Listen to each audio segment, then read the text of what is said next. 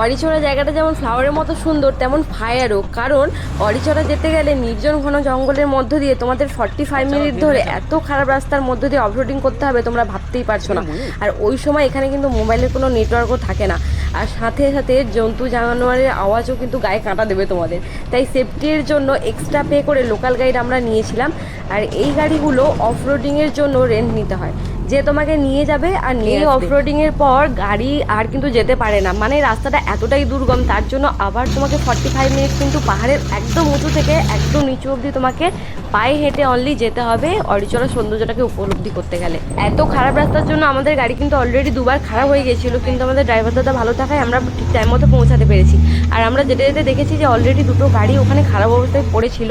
তাই জন্য অরিচড়া যদি তোমরা দেখতে চাও তার জন্য তোমাদের ভোর ভোর বেরোতে হবে, আলো থাকা অবস্থায় ফিরে আসতে হবে, নাহলে অরিচড়ার কোনো সৌন্দর্যই তোমরা যদি রাত্রি হয়ে যায় সন্ধ্যে নেমে যায় দেখতেই পাবে না।